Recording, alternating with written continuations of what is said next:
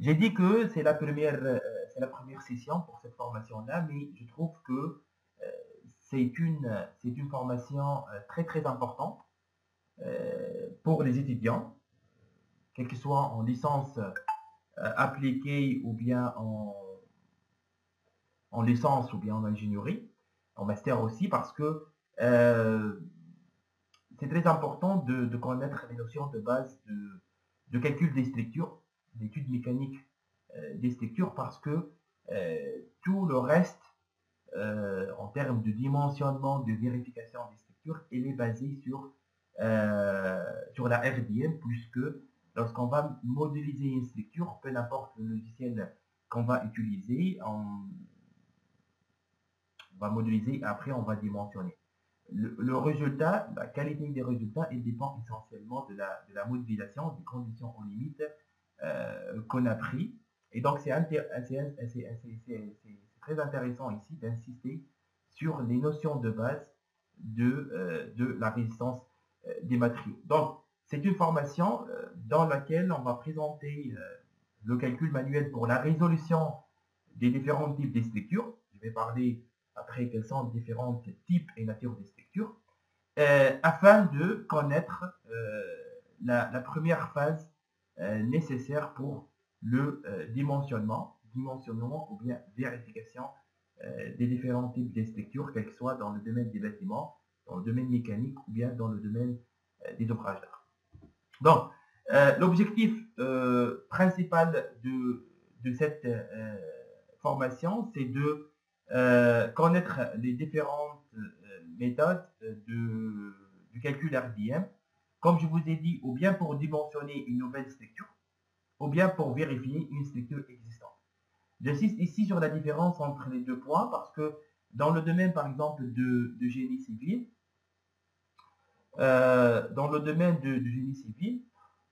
s'il s'agit bien d'un nouveau projet, donc je vais modéliser la structure en se basant sur les données du projet, sur le chargement, et je vais dimensionner les différents éléments de la structure.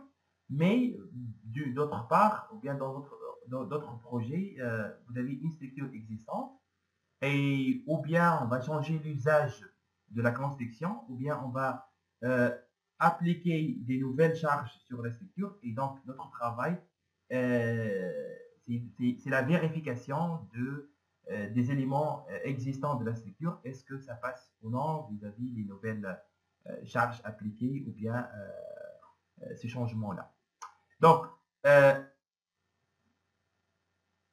et bien sûr, le dimensionnement ou bien la vérification des structures, elle est basée sur une vérification tout simplement des champs de contrainte ou bien des champs de déformation. D'où l'importance ici de connaître l'expression, la contrainte, déformation et déplacement pour les différents types de structures, parce que je vais essayer de simplifier, peu importe l'élément de la structure, la vérification, peu importe la norme aussi qu'on va utiliser, les vérifications restent uniquement de vérifier que la contrainte est inférieure à une contrainte limite, ou bien à une contrainte admissible, qui est fonction des caractéristiques mécaniques des matériaux utilisés.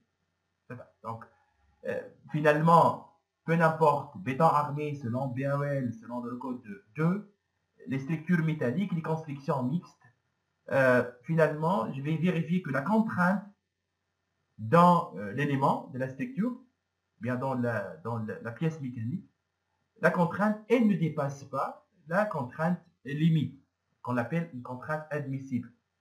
Et la contrainte admissible, elle est fonction des caractéristiques mécaniques des matériaux, et donc le calcul RDM dépend des charges appliquées, mais il dépend aussi des caractéristiques mécaniques des matériaux.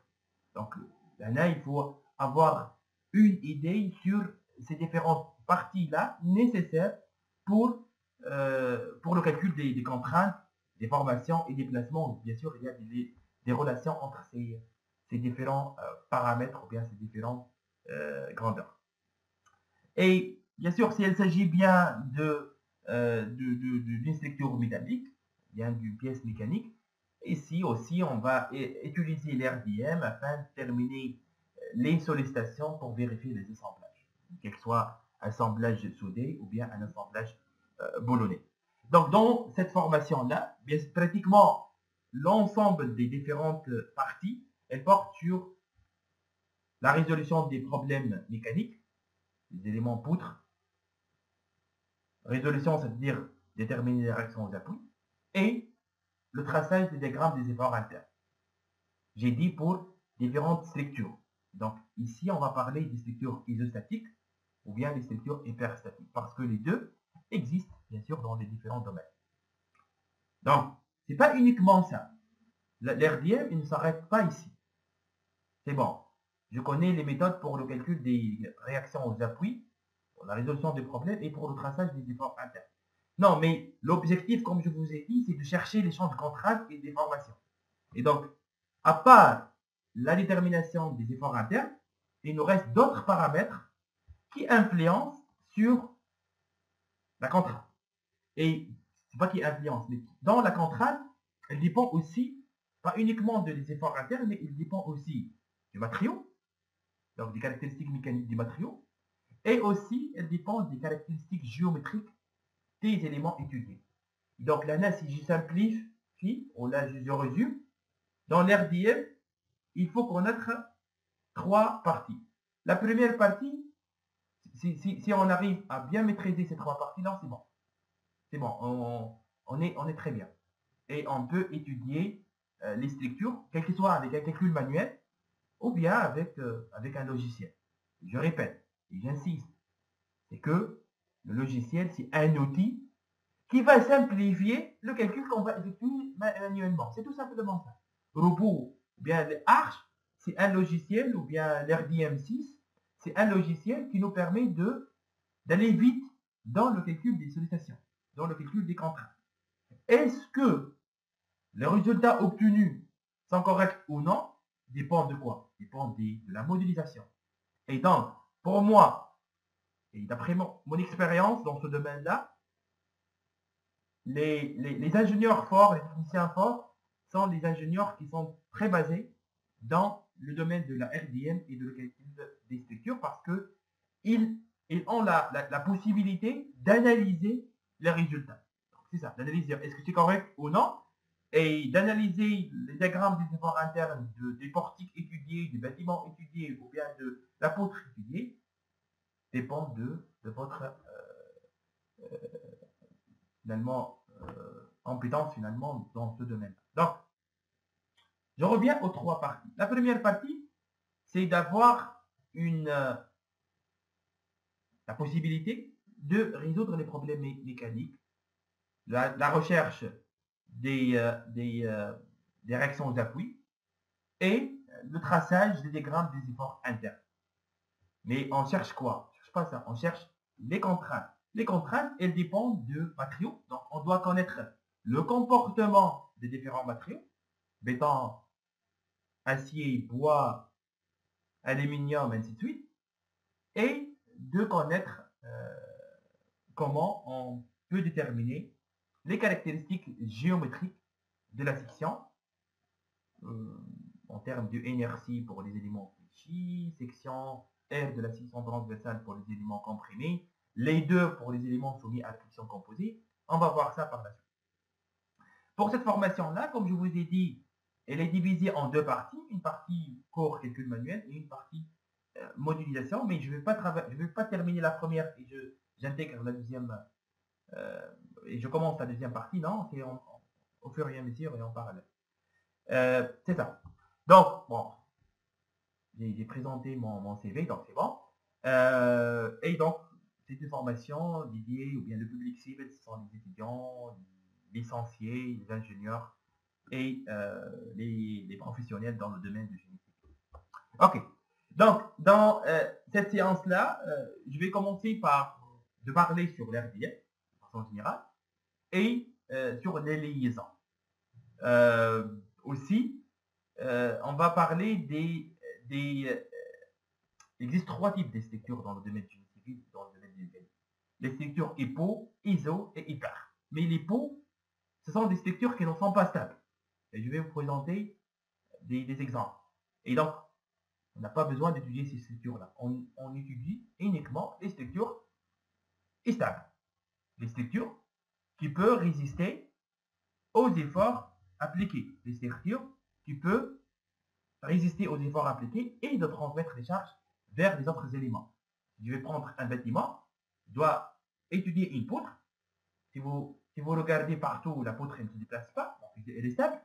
Mais ce n'est pas uniquement ça, mais elle a la capacité la possibilité de, euh, de supporter la charge appliquée et de transmettre les charges à l'aide, grâce aux liaisons, vers les autres éléments de la structure. Et bien sûr, si on arrive à achever cette partie-là, détermination des réactions d'appui et la détermination des degrés d'hyperstaticité qui nous permet de déterminer la nature de la structure, on va passer par la suite au calcul des efforts internes, les diagrammes, les efforts internes, c'est-à-dire les sollicitations. Là, on doit discuter, on doit, comment dirais-je, on doit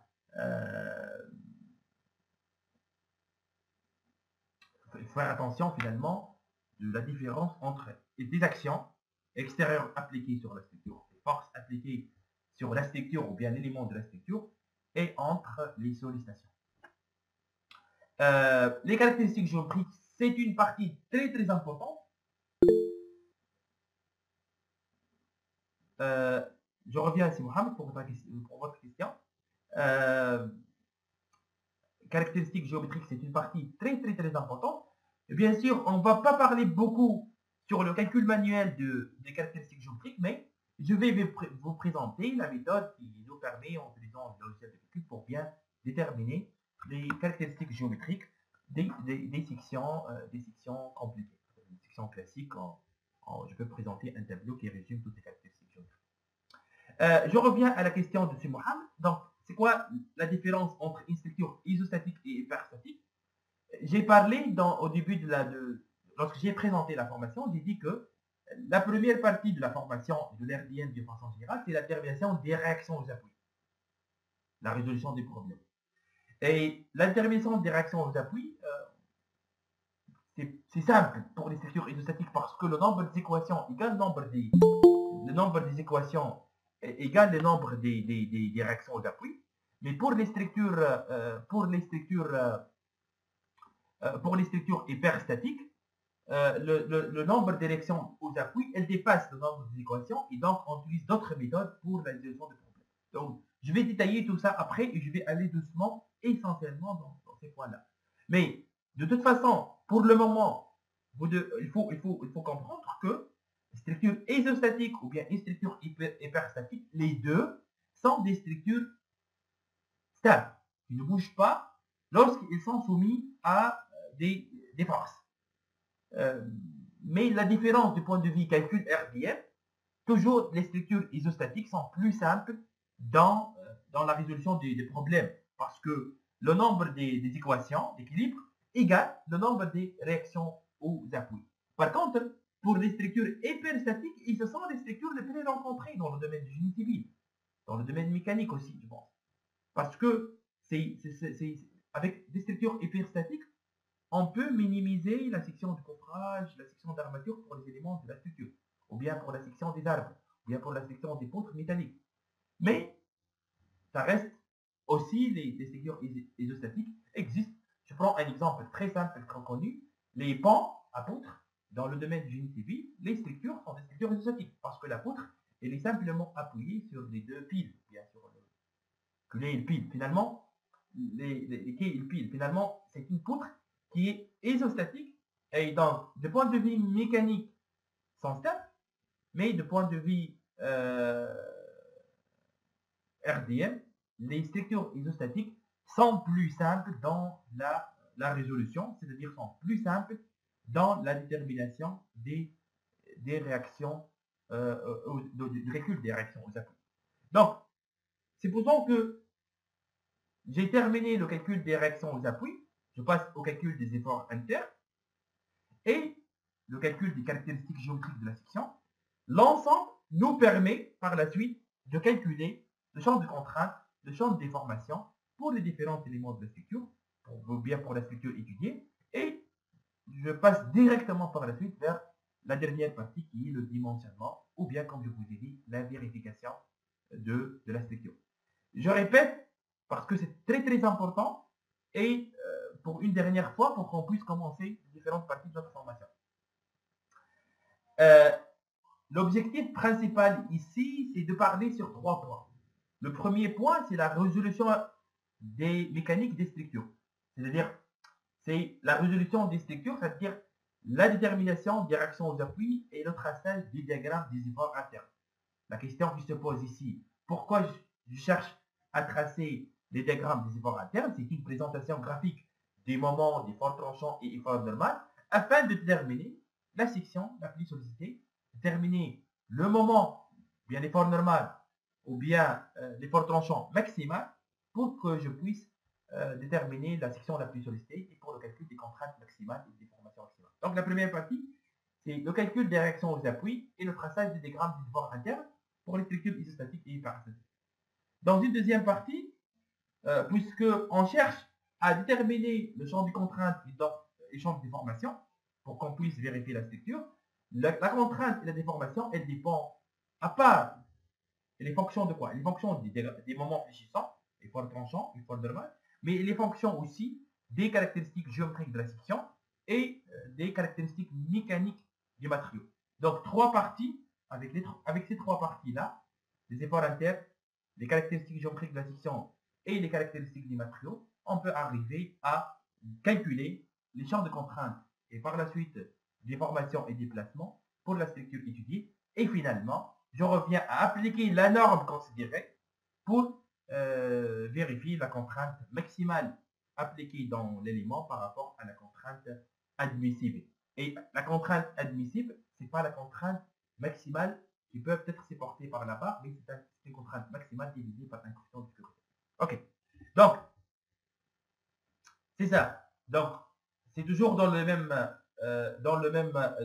contexte.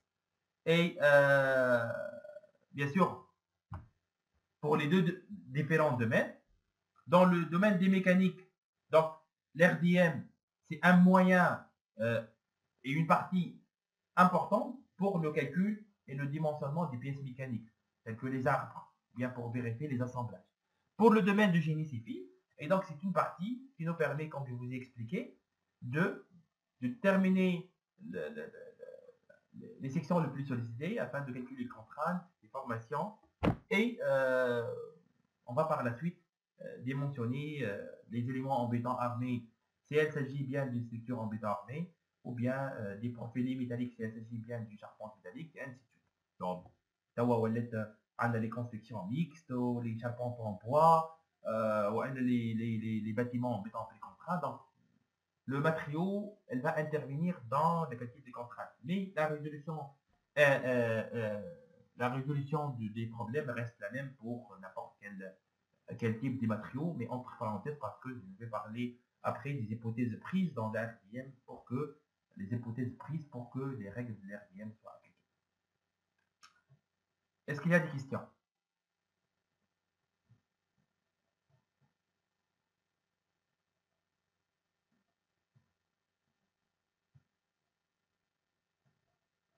Est-ce qu'il y a des questions?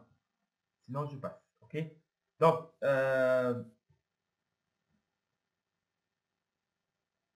ben, donc,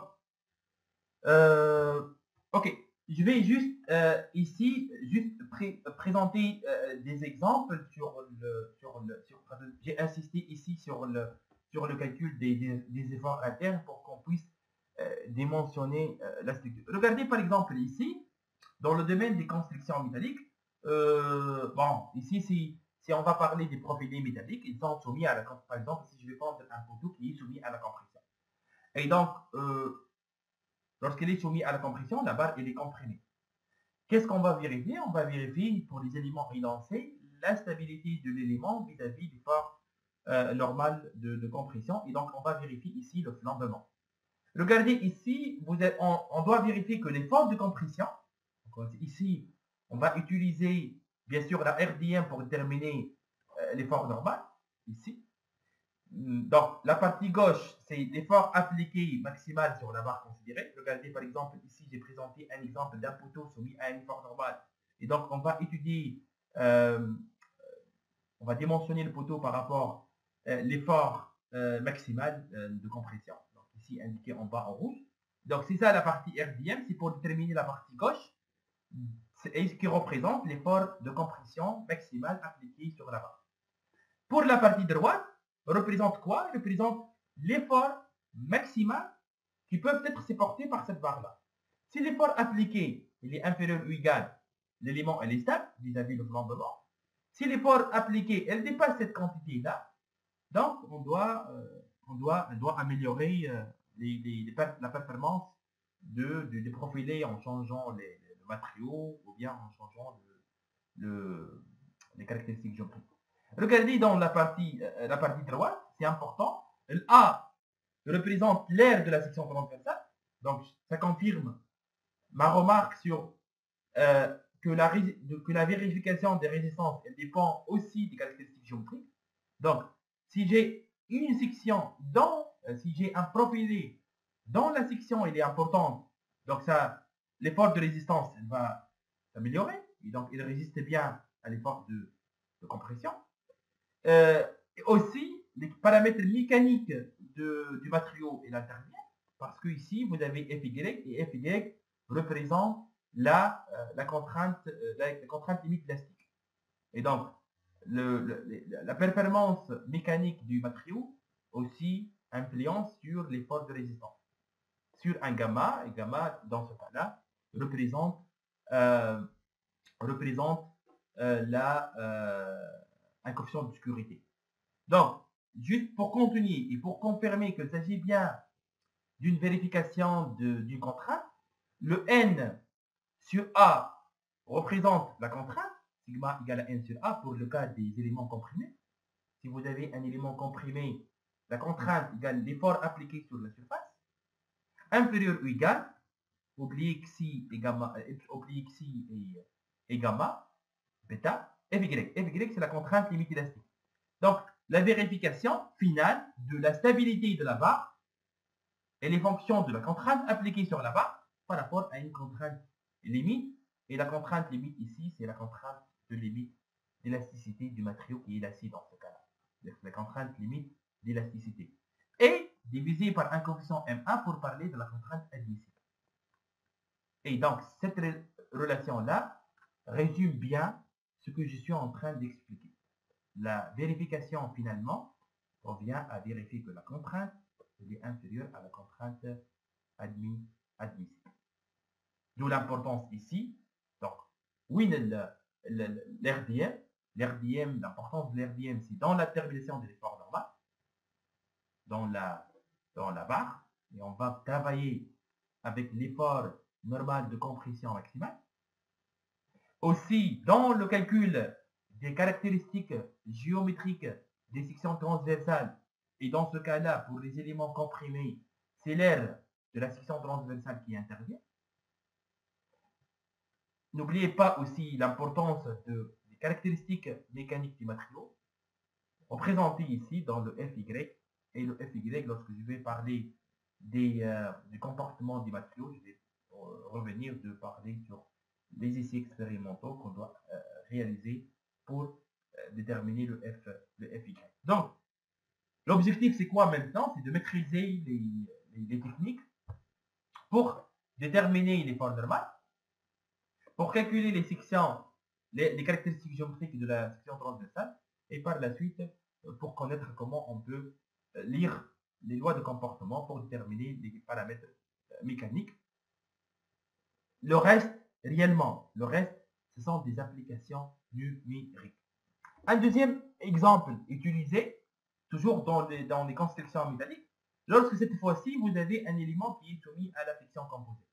Bien sûr, peut-être il y a des choses qui ne sont pas très claires ici, flexion composée, flexion, et ainsi de suite, mais on va détailler par la suite chaque sollicitation à part. Mais juste des équations que je viens de les présenter pour vous montrer le rôle de la RDM dans l'étude des différents types de structures. Regardez ici, lorsque vous avez un élément soumis à la flexion composée, c'est-à-dire fléchi plus un effort normal, dans ce cas-là, vous avez n, il faut vérifier que toute cette quantité-là est inférieure à 1. Si elle est inférieure à 1, donc l'élément est stable vis-à-vis elle résiste au flambement lorsqu'elle est soumise à la compression. Si elle dépasse 1, donc on doit intervenir. Donc toujours, l'effort normal, moment fléchissant autour de Y et autour de Z sont présents. Et donc là, robot, je vais modéliser la structure, et robot, elle va effectuer un calcul pour déterminer les sollicitations maximales. Mais comme je vous ai dit, à l'époque, c'était un calcul manuel pour déterminer tout ça.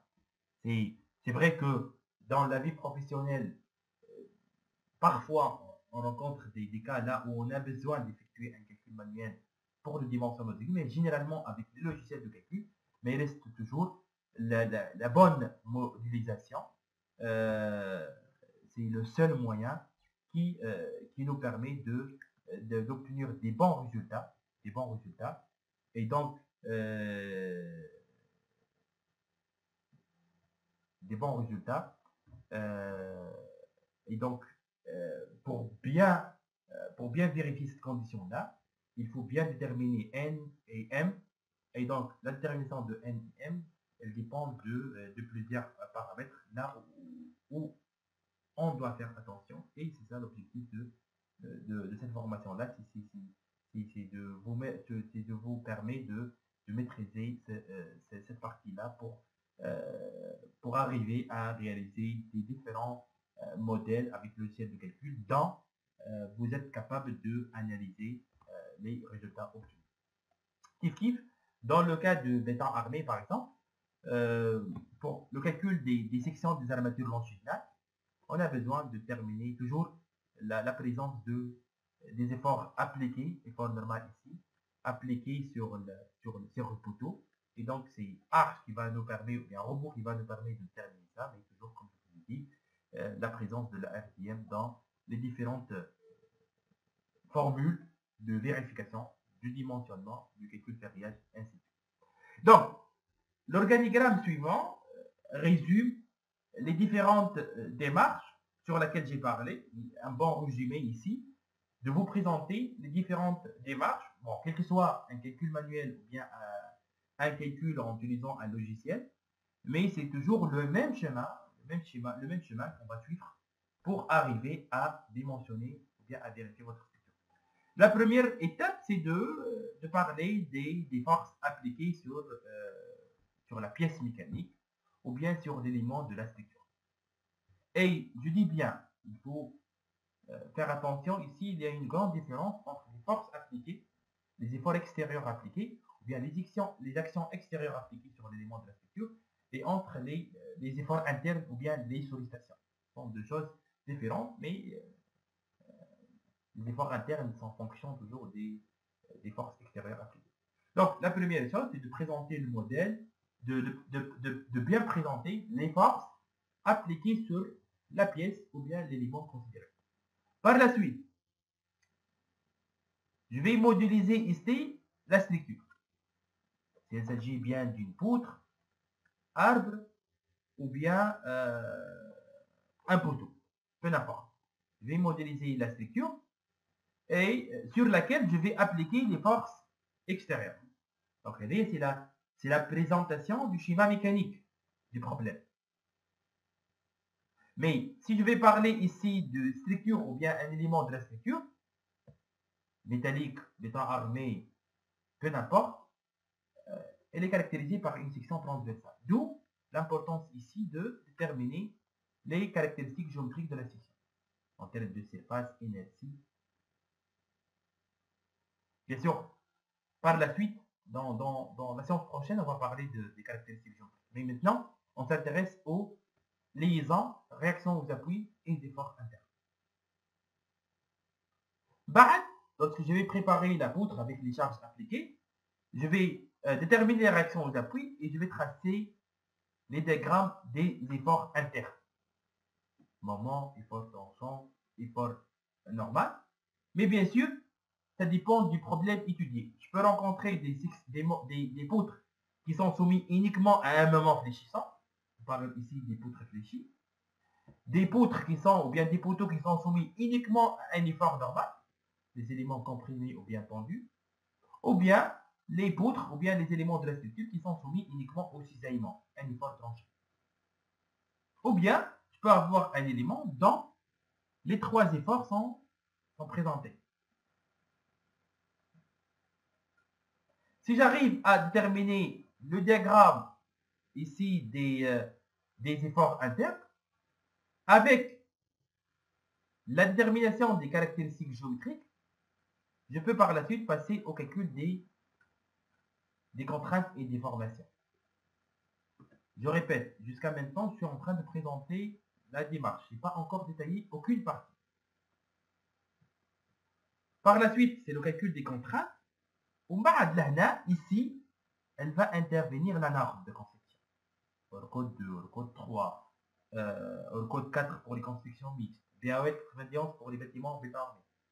Pour déterminer quoi? Les conditions de dimensionnement et de vérification. Et on va avoir à la fin un résultat final de la section correcte pour le profil des conçus d'effet. Ou bien, est-ce que l'élément proposé, ça vérifie les conditions ou non? Donc, c'est pratiquement l'organigramme et les différentes démarches qu'on doit suivre pour étudier n'importe quel type de projet. De la présentation du schéma mécanique de la poutre,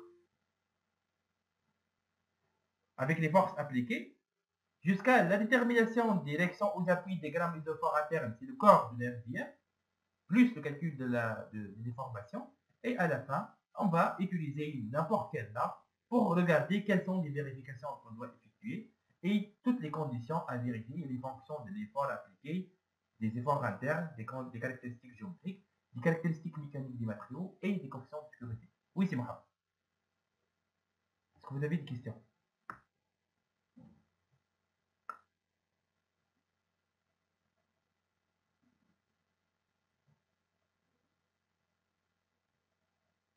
C'est Mohamed Marfina?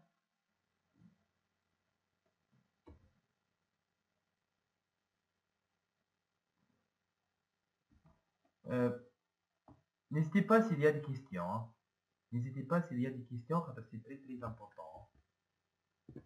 La discussion est toujours très importante pour enrichir la formation. Hein. N'hésitez pas, ok?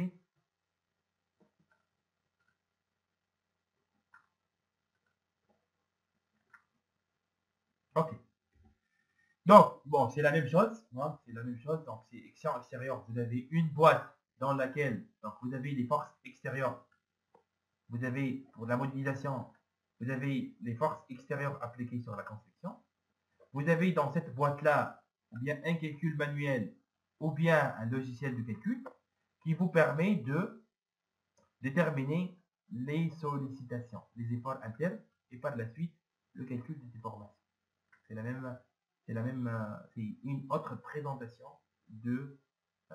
une autre présentation de l'organigramme. Mais les différents types des sollicitations.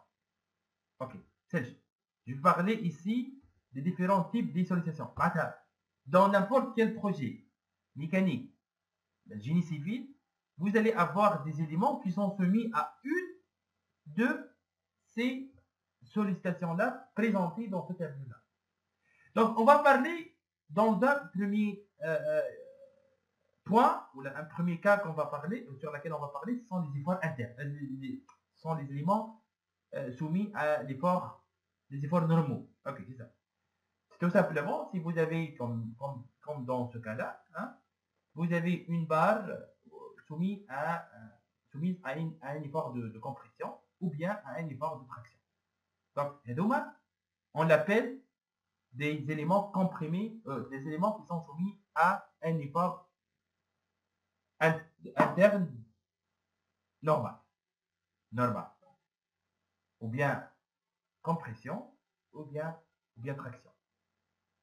Et dans le cas de l'effort d'un élément soumis à un effort, un effort normal, vous avez uniquement le n qui est différent de 0, effort tranchant égal à 0, moment fléchissant, moment torsion égal à 0, et moment fléchissant égal à 0. Donc, pour les efforts internes sur lesquels j'ai parlé ici, vous allez avoir uniquement un effort n qui est différent de 0. Et donc, c'est la famille des éléments comprimés. La remarque maintenant importante, c'est que dans l'RDM, si vous avez un effort positif pour la convention de signe, c'est un élément qui est tendu.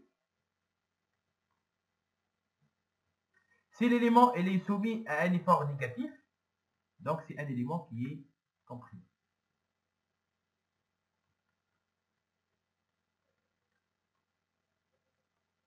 Juste pour la convention de signe, sauf que après, lorsque je vais parler robot, c'est l'inverse. Robot, c'est l'inverse.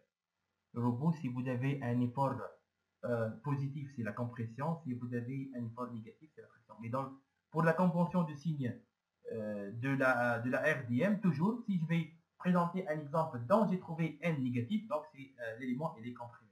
Si n il est positif, donc n il est positif. Positif, c'est le cas d'un élément qui est tendu.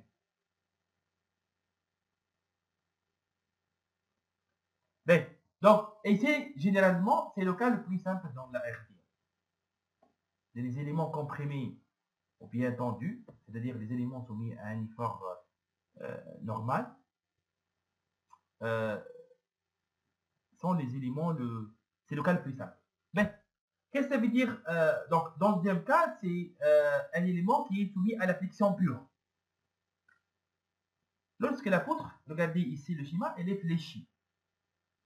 Donc, la poutre, elle est soumise à des forces perpendiculaires à l'axe de la poutre. Donc, qu'est-ce qu'elle va engendrer la force? Elle va engendrer la flexion, la déformée de la barre. La flexion.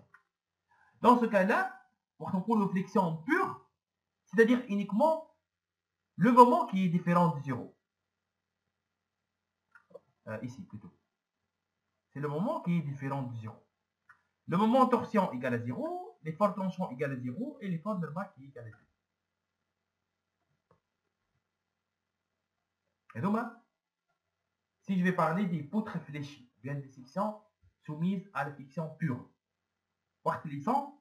La poutre elle est fléchie uniquement. Et vous avez dans les efforts internes, dans l'ensemble, vous avez uniquement un moment qui est différent de 0.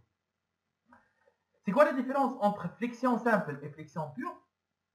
C'est pratiquement la même chose, sauf que dans la flexion simple, vous avez aussi un effort tranchant qui est différent de 0. Donc, si vous avez une poutre fléchie, flexion pure, dans ce cas-là, vous avez un moment qui est différent de 0 et tous les efforts internes sont égaux à 0. La différence entre flexion simple et flexion pure, c'est que dans le cas de la flexion simple, vous avez aussi l'effort tranchant qui est différent de 0. Donc, effort tranchant différent de 0, plus un moment fléchissant qui est différent de 0 ici. Les éléments soumis au cisaillement, c'est-à-dire le cas suivant, il y a un effort tranchant qui est différent de 0 uniquement. Cisaillement pur, regardez ici. Effort normal égal à 0, moment de torsion égal à 0, moment fléchissant égal à 0.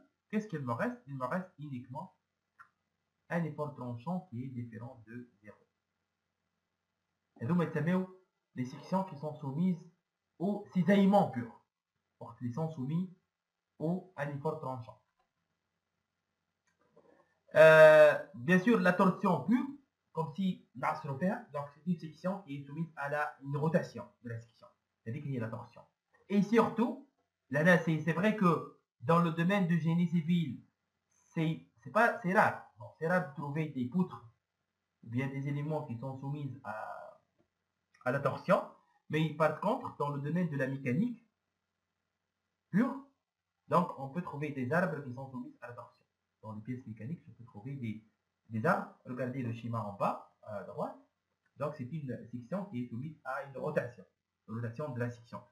Mais la remarque la plus importante, c'est que la section, elle va être soumise aussi au cisaillement, la même chose que l'effort tranchant. Bon. Je passe maintenant, on va revenir encore une fois, lorsqu'on va parler des efforts internes, on va encore revenir au même diapo. Et n'oubliez pas aussi de parler sur la flexion composée.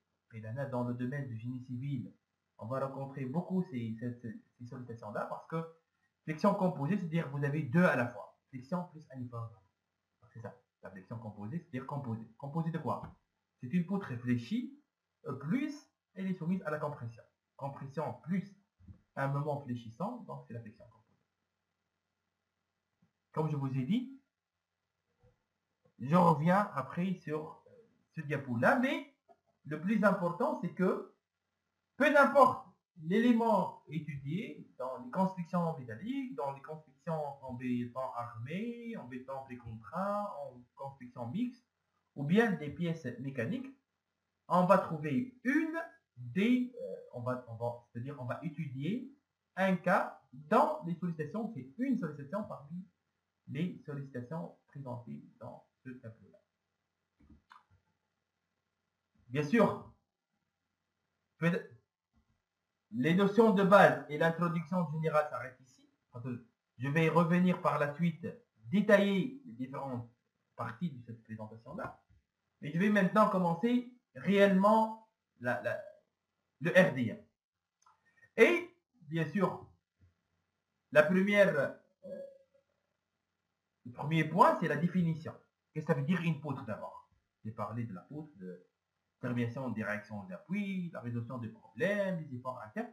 Qu'est-ce que ça veut dire une poutre? Qu'est-ce qu'il dit la définition? On appelle une poutre un solide engendré par des surfaces appelées sections droites. Donc une poutre, elle est caractérisée par une section droite.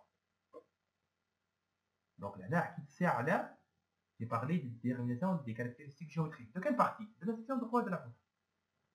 Bien sûr, dans la définition, j'ai présenté une surface quelconque, mais une poutre circulaire, poutre rectangulaire, carré, un poteau carré, circulaire, plein, vide, creux, plutôt creux, il n'existe pas la forme de la géométrie, ça va influencer sur les caractéristiques géométriques, sur le comportement de la section. Mais de façon générale, une poutre, c'est un volume il est caractérisé par une section droite.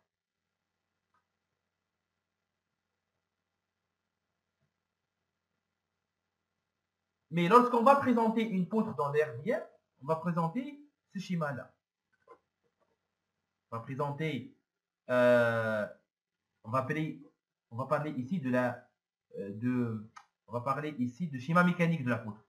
Lorsqu'on va présenter une poutre, on va présenter les appuis et on va présenter une ligne uniquement. Sachant que j'ai parlé dans ce schéma-là, dans la définition, qu'un poutre, c'est un volume. Ok, dans la réalité, regardez partout. La poutre, c'est un volume qui est caractérisé par une section transversale. Mais on va présenter la poutre par la fibre moyenne. C'est quoi la fibre moyenne? La fibre moyenne,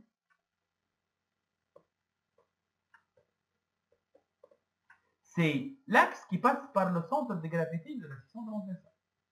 Le milieu de la section transversale. Donc, je n'ai pas besoin de présenter dans le schéma mécanique une poutre avec une section réelle. Je vais présenter la poutre uniquement par un axe. Et l'axe, elle s'appelle la courbe ou bien la fibre moyenne, qui est finalement une ligne qui passe par les centres de gravité des sections droites. Ici, la poutre, elle est caractérisée par la même section. Donc, la fibre moyenne, c'est une droite horizontale. Et généralement, dans le domaine de génie civil, on rencontre dans le domaine des bâtiments des poutres dans la section, elle est uniforme, c'est la même section. Et donc, la fibre moyenne, c'est un axe. C'est une droite horizontale. Donc, la poutre, pour notre cas, et pour la RDM, elle est caractérisée par deux points, deux paramètres. Le premier, c'est la section transversale, et donc des caractéristiques géométriques de la section transversale, et elle est caractérisée aussi par une fibre moyenne, une courbe, et cette courbe-là, c'est une droite qui passe par le centre de gravité des sections transversales. Le centre de gravité, c'est pour une section, c'est le milieu de la section. C'est le centre de gravité, c'est le centre c'est une caractéristique géométrique que je vais présenter, bien sûr, les moyens qui nous permettent de déterminer la position de centre de gravité. Bien sûr, pour les sections classiques, on connaît directement la position de centre de gravité. Pour les sections compliquées, il y a des méthodes de calcul pour déterminer la position exacte du centre de gravité de la section. Ça, en ce qui concerne la présentation d'une poutre par les appuis, les liaisons, et aussi par une ligne, et cette ligne-là représente la fibre moyenne, et réellement, c'est une droite euh, qui passe, c'est une courbe, de façon générale, c'est une courbe, qui passe par le centre de gravité de la section. Et donc, la section transversale, elle est perpendiculaire à la fibre moyenne de la poutre. Ok?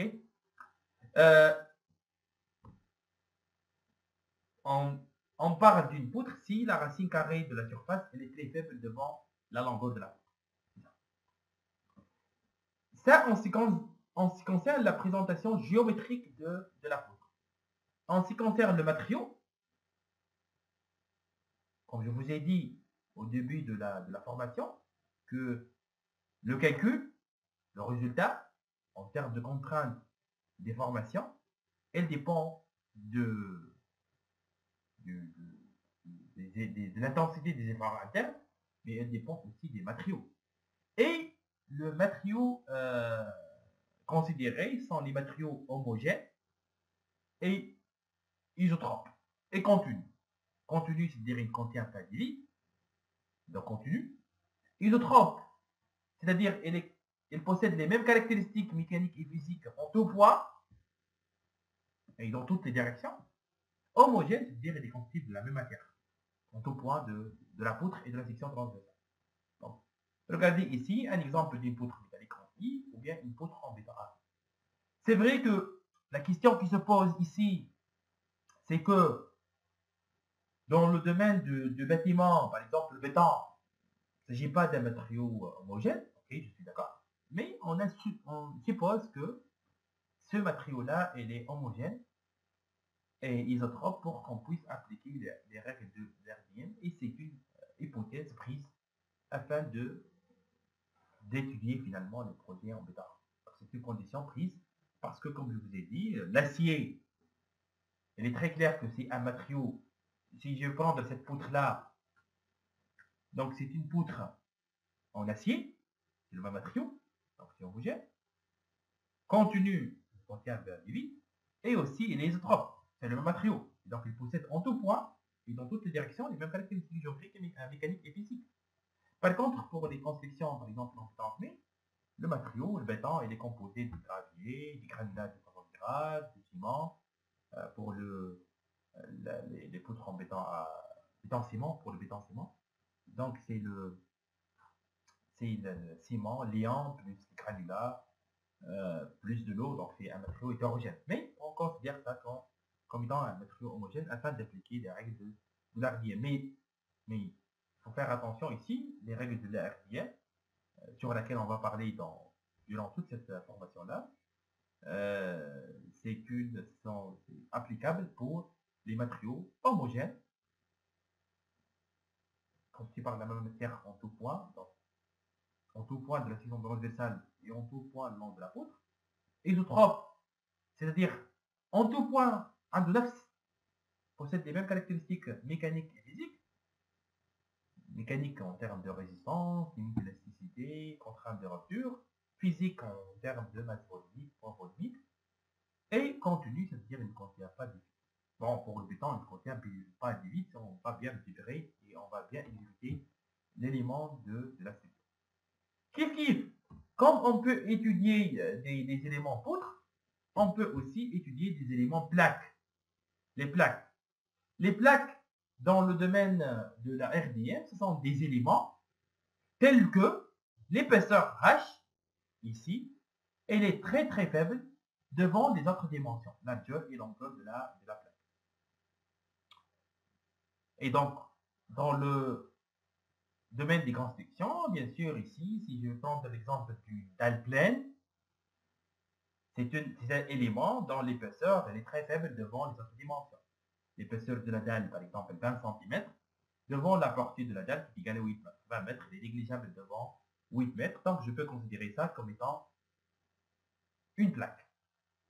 Les tabliers d'un pan dalle, il y a d'un pan à poutre, kiff, c'est un élément dont l'épaisseur, 60 cm par exemple, devant la portée de la dalle qui est égale à 18 mètres. Donc 60 cm, il est très faible devant 18 cm. Donc pour étudier un tablier pour un pan dalle ou bien un pan poutre, on applique les règles de Vernier et on considère cet élément-là comme étant une plaque. Et donc, qu'est-ce qu'il fait le robot? On utilise déjà le type de projet étude d'une plaque pour modéliser cette structure-là. Qu'est-ce qu'il fait? Les radiers générales aussi sont des plaques. Les radiers générales sont aussi pour la fondation, c'est une plaque parce que la surface, la longueur du radier par rapport à l'épaisseur des radiers, il est très importante. Donc, dans le domaine, dans la formation ou bien dans le domaine de la RDF, vous allez rencontrer deux types de structures, bien des éléments de la structure, ou bien des structures type poutre, caractérisées par une section droite, d'où on a besoin de déterminer toutes les caractéristiques géométriques de la section droite de la poutre, position de centre de gravité, l'inertie, l'aire de cisaillement, le moment statique, ainsi de suite. On doit connaître le matériau qui constitue la poutre pour connaître la résistance maximale de cette poutre-là. Et aussi, on va présenter la poutre avec une seule ligne. Et cette ligne-là représente quoi? Représente la fibre moyenne. C'est-à-dire, si vous avez, par exemple, une poutre comme ça, hein, une poutre cylindrique, donc la fibre moyenne, c'est un axe, ok? C'est un axe qui passe par les centres de gravité des différentes sections. Donc il suffit de présenter la poutre avec la ligne rouge, et c'est un axe, comme je vous ai dit, qui passe par le centre de gravité de la section. Ok? Bien sûr, s'il s'agit bien le deuxième type de structure peut être rencontré, c'est les plaques. Les plaques, comme je vous ai dit, c'est un élément dont l'épaisseur est très faible devant les autres dimensions. Par exemple, les tôles métalliques sont tous des plaques. On va étudier ici des éléments plaques. Ok. Allez, maintenant, j'ai dit que je vais, à partir de diapo 14, je vais commencer de détailler les différentes parties. Et n'hésitez pas, j'insiste, n'hésitez pas à poser des questions pour bien clarifier les différentes parties, parce que d'une séance à une autre, là, on va avancer. N'hésitez pas, s'il y a des questions, écrivez un message, ou bien vous pouvez intervenir directement, même sans demander la permission. Ok? Bien. Ok, donc j'espère que c'est clair pour la présentation, c'est-à-dire, par exemple, j'insiste sur ces parties-là. Par exemple, si vous avez une poutre en béton armé, voici la poutre de section rectangulaire, appuyée sur deux poteaux, ok, hein, appuyée sur deux poteaux, la poutre elle est appuyée sur deux poteaux. C'est la réalité, c'est le modèle réel. Voici le modèle réel. Le schéma mécanique,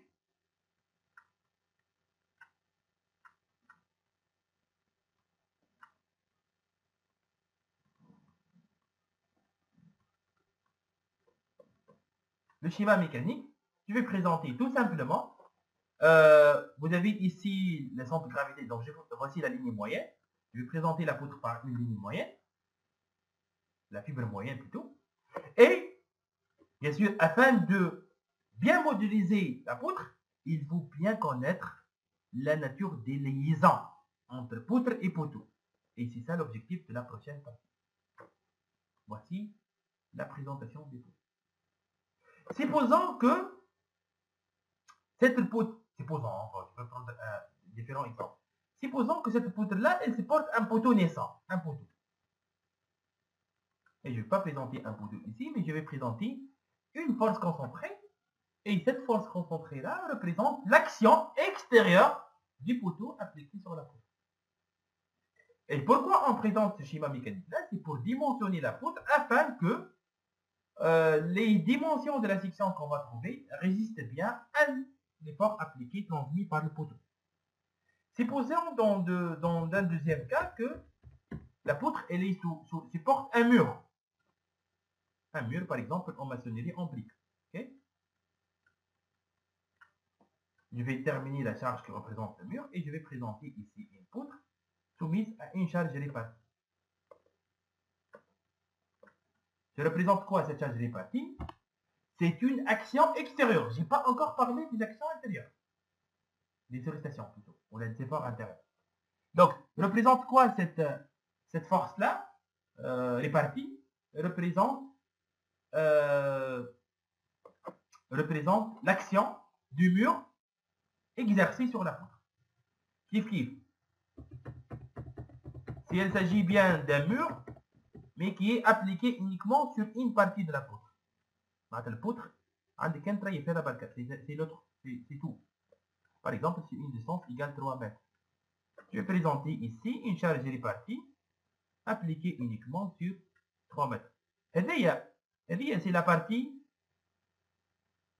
modélisation. Du modèle réel vers le schéma mécanique, c'est la modélisation. Et là, ça représente le schéma mécanique qu'on va utiliser pour la résolution et pour détermination de direction d'appui, des efforts internes, des champs de contrainte, etc. Mais supposons que cette poutre-là, pour finaliser avec la modélisation, supposons que cette poutre-là a une section rectangulaire, B fois H. Je vais présenter juste là les dimensions de la section transversale afin de calculer les champs de contrainte et des formations en se basant sur les efforts internes et les caractéristiques géométriques de la section transversale. Donc voici le modèle qui représente. Puisque j'ai parlé des schémas mécaniques, là, il faut distinguer entre les différents types de forces. Les différents types de forces. J'insiste.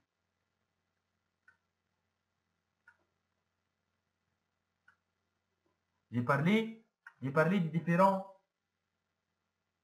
types des éléments rencontrés dans l'RDM, ou bien une poutre, ou bien une plaque. Qu'est-ce qui frappe le poteau? C'est une poutre verticale, pratiquement. Mais vous pouvez avoir des éléments qui sont soumis à une force concentrée.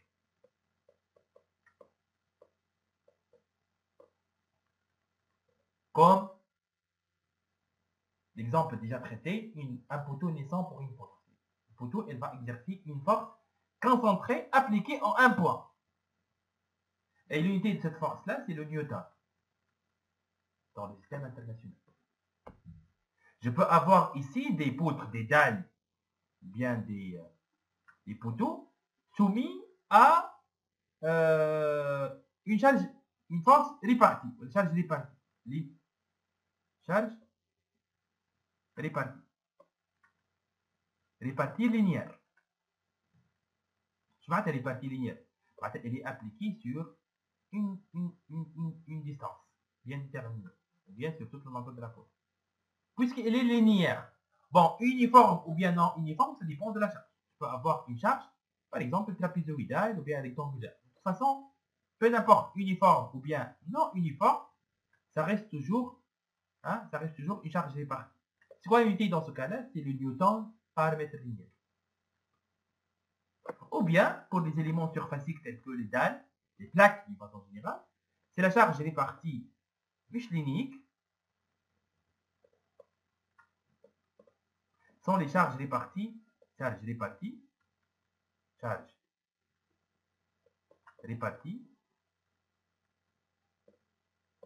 surfaciques.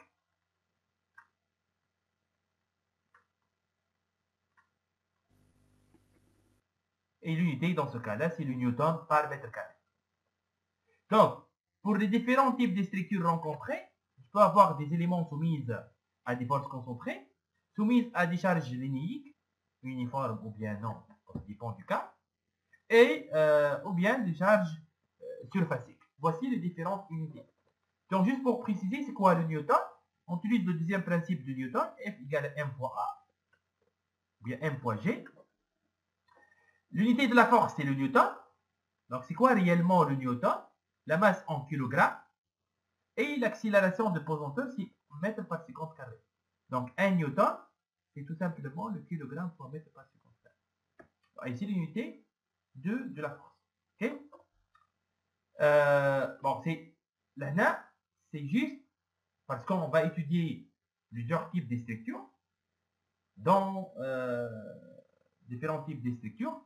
Et bien sûr, je vais présenter différents schémas mécaniques, parfois avec des forces concentrées, parfois avec des forces des charges réparties, ou bien pour les éléments plats, on parle ici de charges surfaciques, comme je peux avoir des pièces soumises à un couple de moments. C'est-à-dire pour les éléments, par exemple, soumis à la torsion, ou bien un couple de flexion, un couple de moments dans ce sens-là, c'est pour engendrer la flexion. Là, c'est un moment local. C'est quoi l'unité du moment? C'est le newton fois mètre cette fois-ci, pour l'unité du couple.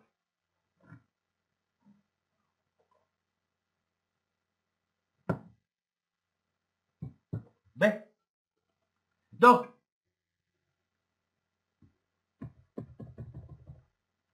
je continue. Là, j'ai présenté le cas d'une poutre, en métallique ou bien en béton armé, qui est qui est appliquée, plutôt qui est appuyée sur un poteau. Et le poteau, il est appuyé sur une fondation.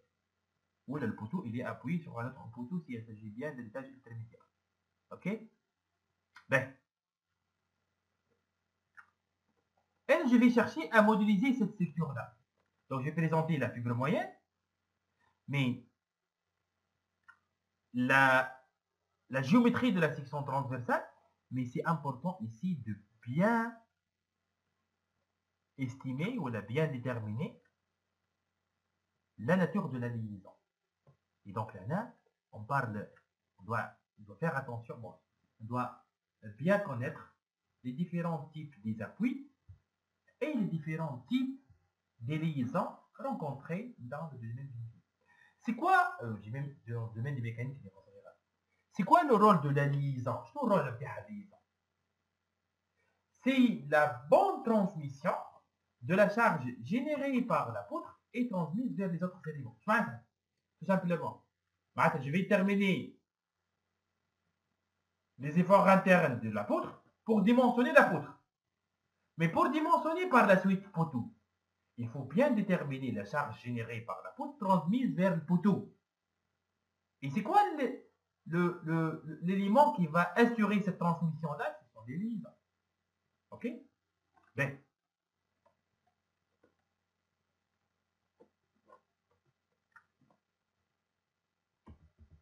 Ok. Donc, je vais commencer par les liaisons, les trois liaisons connues et très rencontrées. L'appui simple, la rotule et l'encastrement. Normalement, tout le monde connaît ces liaisons-là. Mais, personnellement, j'ai enseigné le RTM et la mécanique des structures pour les ingénieurs, pour les techniciens, et je rencontre toujours des problèmes lorsque j'ai demandé une définition de l'un de ces appuis-là. Je trouve toujours que les étudiants n'ont pas la possibilité de bien expliquer, bien définir une liaison, ou bien un appui. D'abord, avant de parler de ces appuis-là, je reviens pour une dernière explication. Regardez ici, bien sûr, lorsque je vais parler d'une poutre, par exemple, bon, ok, là peut-être pour clarifier, j'ai parlé des différentes sollicitations, j'ai parlé des éléments fléchis. Qu'est-ce que ça veut dire éléments fléchis? Lorsque, tout simplement, c'est ça, lorsque la poutre, elle est soumise à une force, et la force, elle est perpendiculaire à la fibre moyenne. Or, là, on dit une poutre fléchie. Qu'est-ce qu'elle va engendrer, la force? Elle va engendrer la flexion dans le plan de la poutre. Avec ce qu'on appelle fléchie. Fléchie, lorsque la poutre, elle est soumise à une force qui est perpendiculaire à la fibre moyenne. Si la force elle est parallèle à la fibre moyenne, l'élément est comprimé ou bien il est tendu. Ça dépend du sens de la flèche. Ok, bon, je vais parler pour les autres types de sollicitations. Mais qu'est-ce que ça veut dire fléchi? Qu'est-ce que ça veut dire fléchi?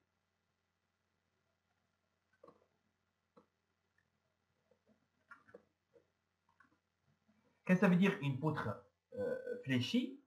Lorsque la poutre, elle est soumise à une force, dans la force, elle est perpendiculaire à la fibre moyenne. Donc, c'est la définition d'une poutre fléchie. Et si je reviens à ce diapo-là, là où j'ai parlé des différents types de sollicitations rencontrés dans le domaine de la mécanique d'une façon générale, vous avez ici la flexion pure et la flexion simple. C'est quoi la différence entre les deux? euh, Lorsque flexion pure, lorsque la section de la poutre elle est soumise uniquement à un moment fléchissant et tous les autres efforts sont égaux à 0 à terme. Flexion simple, c'est lorsque elle est soumise à la flexion plus un effort tranchant qui est différent de 0. Et donc, dans ce cas-là, le problème étudié ou la poutre présentée ici, c'est une poutre qui est soumise à la flexion simple. Pourquoi la flexion simple? Parce que à la fois, elle est soumise à un moment fléchissant parce que la force est perpendiculaire à la fibre moyenne, et aussi cette force-là, elle va engendrer le cisaillement de la section transversale, et donc c'est la flexion simple. Mais bien sûr, lorsqu'on va parler des efforts internes et les méthodes utilisées pour déterminer les diagrammes des efforts internes, je vais bien présenter les différents cas et je vais essayer d'expliquer comment on distingue entre les différents types de sessions pour bien connaître est-ce que le problème étudié s'agit bien d'un élément qui est soumis à un effort axial ou bien soumis à la flexion. Est-ce que c'est la flexion pure, la flexion simple, la flexion déviée, la flexion composée, la torsion, ainsi de suite. Donc, bien sûr, on va détailler tout ça. Mais le plus important, c'est lorsque j'ai présenté le cas d'une poutre appuyée sur un poteau, et j'ai dit que je ne vais pas étudier dans l'RDM cet exemple-là. Poteau, une poutre, et bien sûr, je ne vais pas étudier ça. Je vais chercher à déterminer le schéma mécanique de la poutre par la présentation de la poutre, comme je vous ai dit, par un fibre moyenne, et c'est un axe qui passe par le centre de gravité de la section. C'est pas toujours une droite horizontale uniquement lorsque la poutre, dans la section, elle est uniforme sur toute la longueur de la poutre. Et c'est le cas, bien sûr, des poutres rencontrées dans le domaine des bâtiments en béton. C'est toujours une ligne droite parce que la poutre, elle a la même section, même si elle s'agit bien d'une section variable, mais toujours les centres de gravité sont confondus. Dans le domaine des mécaniques, par exemple, il peut avoir des poutres en arc, et donc la fibre moyenne, c'est un arc. Donc, toujours, elle va suivre la géométrie, mais c'est une droite, ou bien c'est une courbe qui passe par le centre de gravité de la section. C'est simple ça. Mais le plus important pour moi, c'est comment on peut déterminer la liaison entre la poutre, et comme je vous ai dit, le rôle de la liaison, c'est la transmission de la force générée par la poutre et transmise vers le poteau. Parce que si je vais étudier un projet, je vais dimensionner une structure en béton armé, je vais dimensionner le poutre, et je dois dimensionner aussi le poteau.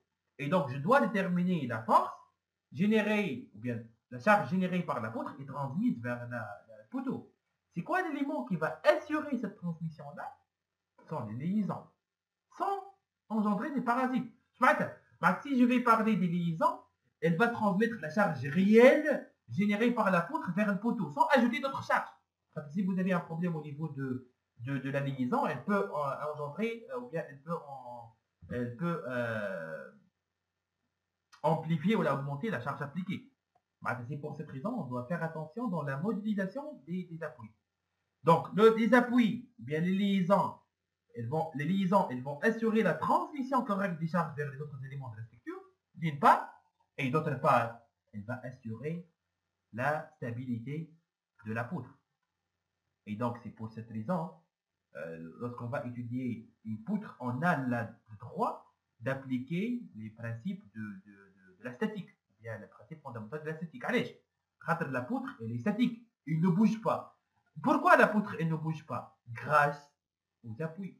Donc, les appuis, ils vont assurer l'instabilité de la poutre vis-à-vis des charges appliquées à travers les réactions d'appui. Donc, cette force-là, j'ai commencé j'ai ouvert juste des parenthèses pour parler de la flexion. Donc, si la poutre elle est soumise à une force perpendiculaire à la poutre moyenne, c'est une poutre qui est soumise à la flexion. Et le résultat, finalement, c'est un moment fléchissant. La poutre, elle va fléchir dans le plan de la poutre. Et donc, là, on va considérer des structures planes. Si je vais prendre ici l'axe Y, l'axe X, bon, généralement, dans les différents livres, le X, c'est l'axe de la poutre, parfois Z. X, c'est l'axe de la poutre. Y, c'est l'axe perpendiculaire et donc toujours dans le plan de la poutre. Et Z, c'est l'axe perpendiculaire à l'écran. Bien perpendiculaire. Donc, ce sont des structures planes. Et donc, là, on doit faire attention quels sont les mouvements qui peuvent être engendrés, qui peuvent être bloqués ou bien autorisés par ces liaisons-là. Pour les structures planes, on va parler de 3. Les déplacements horizontaux UX, le déplacement vertical UY et la rotation autour de l'axe Z. Voici les 3 mouvements si on va considérer que notre structure est plane. Et donc, s'il s'agit bien d'une modélisation tridimensionnelle, au lieu d'avoir 3 mouvements, 2 déplacements et une rotation, on va parler des 6 mouvements, 3 déplacements et 3 rotations. On va commencer par les structures planes. Et dans ce cas-là, les liaisons, ou bien la différence entre les différents appuis, c'est au niveau de quoi? Au niveau du nombre des mouvements bloqués et le nombre des mouvements autorisés. Vous avez 3 mouvements, 2 déplacements et une rotation. Chaque appui, elle est caractérisée par un nombre de degrés de liberté, c'est-à-dire un nombre des mouvements autorisés. Si elle autorise 2 mouvements, elle bloque un mouvement, parce que le nombre total des mouvements, c'est 3. Si elle bloque un seul mouvement, donc il laisse 2 mouvements autorisés. Et s'il bloque tous les mouvements, donc le degré de liberté égale à 0, 0 degré de liberté, et donc aucun mouvement qui est autorisé. Donc, maintenant, appui simple, rotule ou bien articulation et encastrement, ce sont les 3 types des appuis rigides rencontrés dans rigide. Je dis bien rigide parce que je vais parler de l'appui élastique.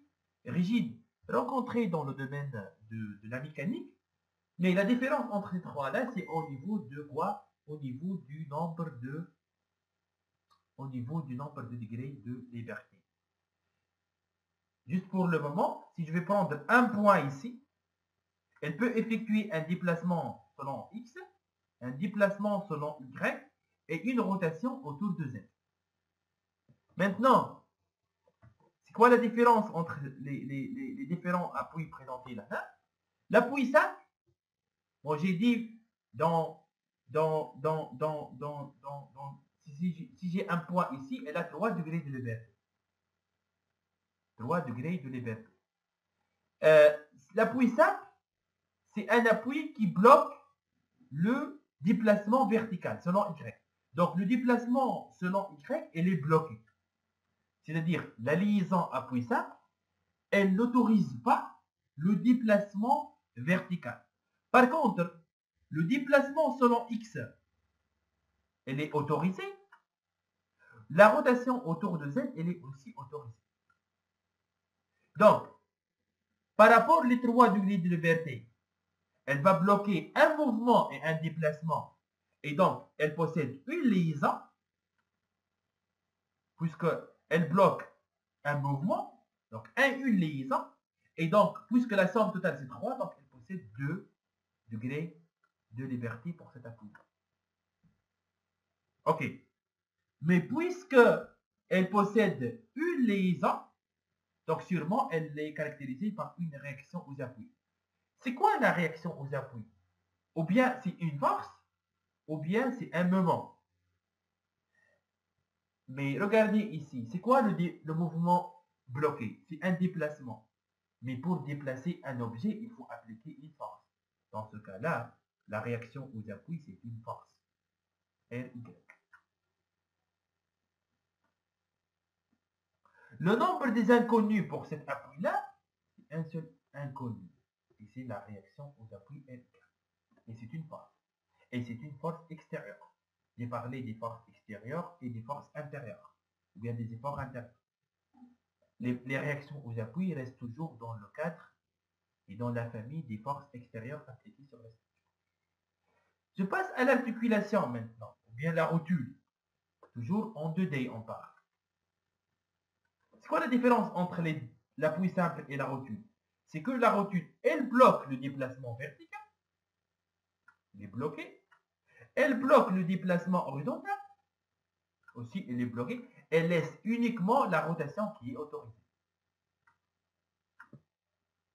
Donc, combien de degrés de liberté? 1 degré de liberté uniquement. Et c'est la rotation autour de Z. Et combien de liaisons? 2 liaisons. Pourquoi 2 liaisons? Parce qu'elle bloque les 2 déplacements. Et puisque les mouvements bloqués sont des déplacements, donc elle possède 2 réactions aux appuis qui sont des forces, RY et RX. Et combien de inconnus pour cette liaison-là? C'est 2 inconnus. 2 inconnus, c'est-à-dire qu'on doit chercher à quoi est égal ces réactions aux appuis. Pour les différentes, bien sûr, structures qu'on va étudier. Maintenant, l'encastrement. L'encastrement, elle bloque tous les mouvements. Donc, 0 DDF. 0 degré de liberté. Il n'autorise ni déplacement horizontal, ni déplacement vertical, ni la rotation. Donc, combien de liaisons? 3 liaisons. Et le nombre de réactions aux appuis égale le nombre de liaisons.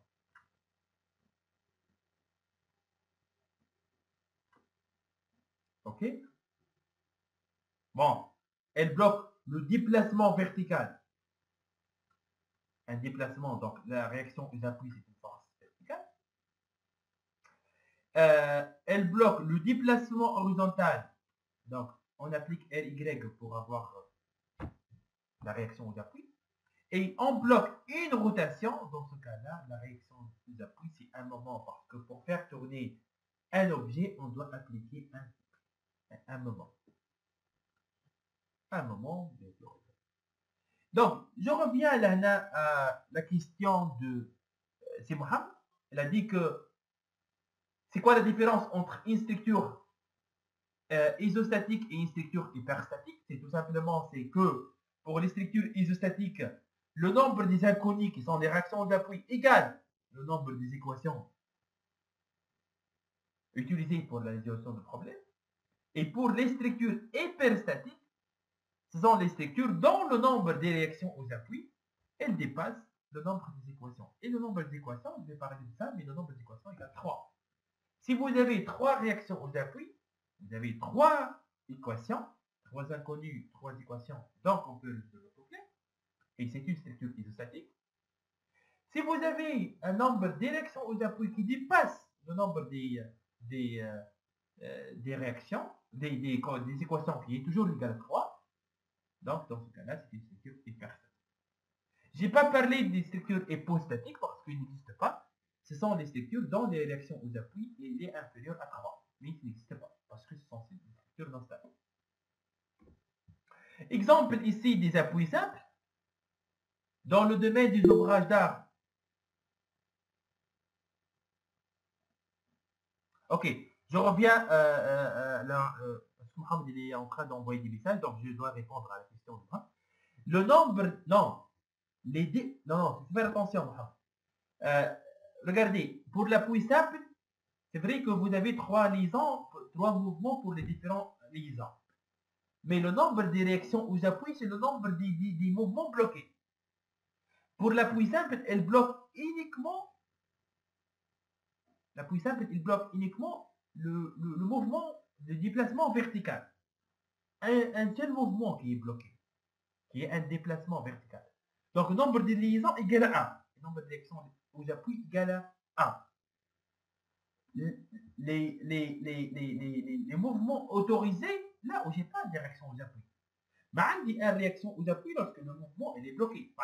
Supposons que je prends ce téléphone-là. Il possède un appui. Si j'applique une force, il y a une réaction aux appuis. Mais s'il n'y a pas un appui, si le déplacement vertical est autorisé, donc il n'y a pas une réaction aux appuis. Donc le nombre des réactions aux appuis, c'est le nombre des mouvements bloqués. Ce n'est pas le nombre des mouvements autorisés. Le nombre des liaisons, c'est ça. Est-ce que c'est bon ou non? Mohamed, c'est bon?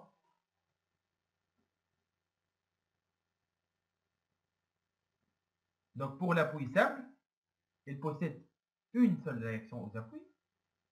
Pour la rotule, elle possède 2 réactions aux appuis. Et pour l'encastrement, il y a 3 réactions aux appuis. Alors pourquoi 3 dans l'encastrement? Parce qu'il bloque les 3 mouvements. Quand j'ai l'axe, il y a 0 réaction aux appuis. Donc là, l'axe, l'encastrement, elle bloque tous les mouvements. Et donc, ça ma réaction pour les 3 mouvements. Ben, exemple des appuis simples. J'espère que les figures les photos sont claires. Le premier exemple pour l'appui simple, j'ai dit quoi l'appui simple? L'appui simple, il autorise le déplacement horizontal. Là, les appuis en élastomère traité utilisés dans le domaine des ouvrages d'art sont des appuis en caoutchouc. Et le tablier pour les pans d'art, ou bien les poutres pour les pans à poutres, sont appuyés sur ces appuis-là qui est en élastomère traité. Sous l'effet des efforts de freinage des engins, elle va appliquer les efforts de freinage, elle va appliquer une force parallèle à la dalle, et donc elle va essayer de déplacer la dalle selon X. Pour éviter d'avoir un effort de compression supplémentaire dans la dalle, on utilise des appuis en élastomère traité pour autoriser un léger déplacement autour de X, pour ne pas avoir une réaction aux appuis et donc un effort appliqué normal à la dalle.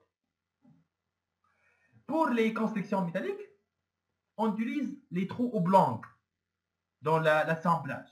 C'est-à-dire quoi? C'est-à-dire des trous dont le diamètre des trous, elle dépasse le diamètre des boulons. Allez, c'est lorsque vous avez une poutre métallique et lorsque vous avez l'effet de la température qui va engendrer une dilatation thermique, elle a la liberté de se déplacer légèrement selon X pour éviter l'effet de la température. Là, elle va se déplacer légèrement. Si le déplacement est autorisé, donc la réaction aux appuis selon X égale à 0, et donc la poutre n'est pas sollicitée par un effort normal. Kif de regarder cette poutre-là, regardez ici l'assemblage, le boulon, la longueur de la trou il est plus important que le diamètre du boulon. Donc, s'il y a une force horizontale, elle va se déplacer horizontalement. Donc, les appuis simples sont très rencontrés. Dans le domaine des ouvrages d'art, sont les appuis en élastomère traité pour tout simplement pour éliminer l'effet des forces de freinage des engins, dilatation thermique parfois. Et pour les constructions métalliques, puisque l'acier est utilisé pour les constructions, donc il est sensible vis-à-vis l'augmentation de la température. Et donc pour éviter l'effet de la température, ils vont autoriser le déplacement horizontal. Exemple des rotules, là j'ai pris l'exemple des pieds poteaux articulés. Donc on va utiliser. سي فاخر محمد بعث كيسيون على المومون في لابوي سامبل لي زيكزامبل اللي كنا نشوف فيهم. ليش قلتي سامحني؟ ما تكتبي. قلت لك سي محمد ديجا سألك كيسيون على المومون في لي زيكزامبل اللي كنا نشوفوا فيهم. اوكي تري بيان لحظة بركة. ترجي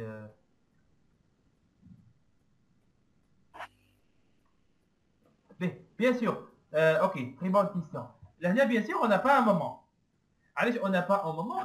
Aussi, la rotation autour de Z, elle est autorisée. Fait les différentes, fait les trois appuis. Aussi, la rotation, elle est autorisée. Légèrement la rotation autour de Z. Et donc, si la rotation elle est autorisée, le mouvement est à 0. وهذوما le cas des structures isostatiques. La poutre elle est appuyée de part et d'autre sur un mur voile en métallerie ou elle est sur les poutres. Kif s'il s'agit bien d'un pont à poutre, pour les ponts d'âne, c'est une structure hyperstatique.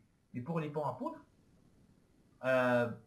avec des élastomères traités, c'est une poutre isostatique, une seule travée, appuyée sur l'élastomère, qui autorise le déplacement selon X et aussi la rotation autour de X. Elle bloque uniquement le déplacement. Tout simplement, il est appuyé sur un appui en élastomère traité qui est appuyé sur les piles. Okay? Donc, madame, elle bloque le déplacement selon Y, elle madame, elle bloque la poutre, l'appui, elle bloque le déplacement selon Y, la poutre l'appui, elle va supporter la poutre à un effort vertical, à une réaction verticale. La réaction verticale, c'est elle qui va assurer la stabilité. Donc, pour ces exemples-là, la rotation autorisée, puisque la rotation elle est autorisée au moment égal à 0, puisque le déplacement selon X autorisé, donc la réaction selon X égale à 0, donc on a un effort normal appliqué sur les poutres uniquement la réaction verticale qui est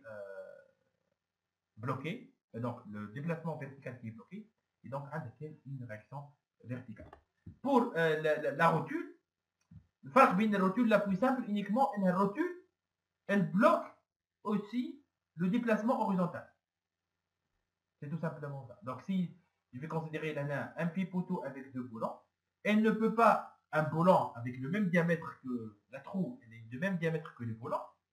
Donc dans ce cas-là, le déplacement poussant scellé est bloqué. Le déplacement poussant scellé, elle est bloquée. Uniquement la rotation qui est autorisée. Donc avec un deux réactions. Bon, pour l'encastrement, c'est très simple. Pour l'encastrement, là, مثلا pied poteau encastré avec au minimum 4 boulons. والا عندك هنا pour les constructions métalliques vous avez une traverse avec un poteau avec inséré des boulons. Donc très clair là انه le poteau par rapport à la fondation, il ne peut ni tourner ni se translater selon les différents axes. Donc tous les mouvements sont bloqués. OK? Donc là bien sûr, il faut connaître, j'insiste là, il faut bien connaître les inconnus de l'ENISA. Allez, la première partie dans la résolution des problèmes, elle porte sur la détermination de ces réactions-là. Donc, les méthodes qu'on utilise pour détermination des réactions d'appui, là, il faut connaître d'abord comment quels sont le nombre d'abord des réactions aux appuis et aussi quelles sont les réactions d'appui que je dois présenter dans le schéma mécanique sur lequel j'ai parlé. Par exemple, par exemple, j'ai une poutre. Ici, vous avez une rotule. Ici, vous avez un appui simple.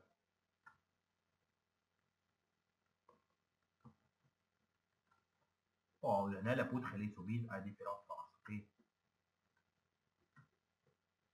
Mais pour le moment, ok. C'est quoi ça? C'est une rotule. Et donc, on a deux réactions aux appuis. La réaction verticale, Y. Ou là, la réaction ici, plus la réaction horizontale. De l'autre côté, un appui simple, elle bloque uniquement le déplacement vertical. Donc, il possède une réaction aux appuis verticales. Le nombre des inconnus pour ce problème-là, il y a trois inconnus.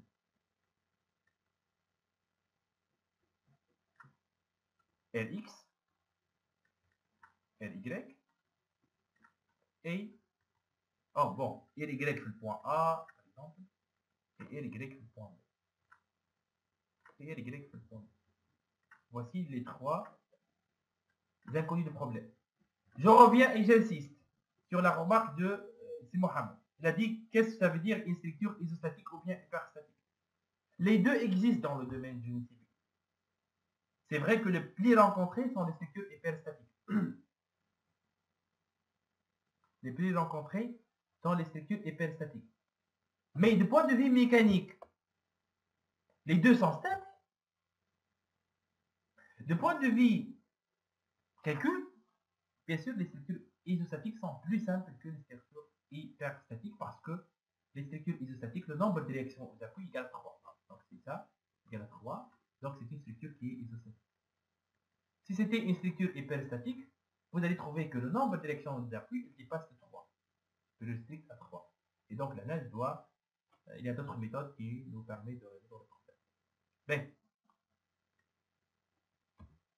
Donc, la première méthode, d'abord, la première méthode qui nous permet d'abord de connaître, c'est vrai qu'il y a 3 méthodes pour déterminer la nature de la structure. Donc là, c'est bon. On a fermé les parenthèses sur les appuis et sur le nombre de réactions aux appuis. Mais maintenant, comment je peux connaître? Est-ce qu'il s'agit bien d'une structure isostatique ou bien une structure hyperstatique? Ok. Bien sûr, là, vous avez 3 équations d'équilibre en appliquant le principe fondamental de la statique. Pourquoi j'ai le droit de parler de ce principe-là? Parce que la poutre, elle est statique, elle ne bouge pas. Grâce aux appuis. Donc, je suis en train d'étudier des structures qui sont stables, qui sont isostatiques. Elle est en équilibre, c'est ça. Et puisqu'elle est en équilibre, la somme des forces égale à 0 selon x, la somme des forces égale à 0 selon y, et la somme des moments autour de z égale à 0, en un point choisi. En tout point. La poutre, elle est statique. Donc, combien d'équations? J'ai 3 équations qui sont toujours disponibles pour la résolution des problèmes. Et n, dans ce cas-là, représente le degré d'hyperstaticité de la structure. Le n représente le degré de hyperstaticité de la structure. Si n égale à 0, c'est une structure isostatique. Si n elle est supérieure ou égale à 1, c'est une structure qui est hyperstatique. Et si n qui est inférieur à 0, qui n'existe pas, mais on l'appelle une structure hypostatique. Ben, Nr, c'est le nombre des réactions aux appuis. N égale à Nr moins Ne. Ne égale à 3 toujours. Parce que c'est le nombre des équations. Ne égale à 3. Nr, ça dépend du problème étudié. Si je reviens ici, Ne égale à 3 parce que vous avez 3 équations d'équilibre. Et Nr aussi égale à 3. Vous avez 3 inconnus, 3 liaisons. Donc le N égale à 3 moins 3 égale à 0. Donc c'est une structure isostatique. Ben, avant de parler, ce n'est pas le moment pour parler des structures hyperstatiques. Si je vais présenter par exemple une structure hypostatique, vous avez appui simple à gauche. Je vais prendre une poutre.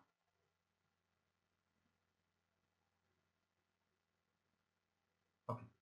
Prendre une poutre avec un appui simple à gauche et un autre appui simple à droite aussi. Donc combien ici de... Vous avez ici une seule réaction aux appuis, au point A. Et vous avez ici au point B une autre réaction aux appuis. Combien d'inconnus? Vous avez 2. Et Ne égale à 3. Donc 2 moins 3, ça fait moins 1. Et donc, égal à moins 1, donc inférieur à 0. Ok? Donc c'est une structure qui est hypostatique. Et pourquoi cette structure-là n'est pas stable? Tout simplement, si j'applique une force horizontale sur cette structure-là, elle va bouger vers ce sens-là. Et donc, elle n'est pas stable. Ok? Bon, entendu que, ok, si la poutre n'est pas soumise à une force horizontale, elle est soumise à une force verticale, ça reste stable. Ok, on peut le considérer, mais toujours, on doit avoir au moins une rotule comme appui, et l'autre, je peux avoir un appui simple. pour avoir une structure qui est au minimum au moins isostatique.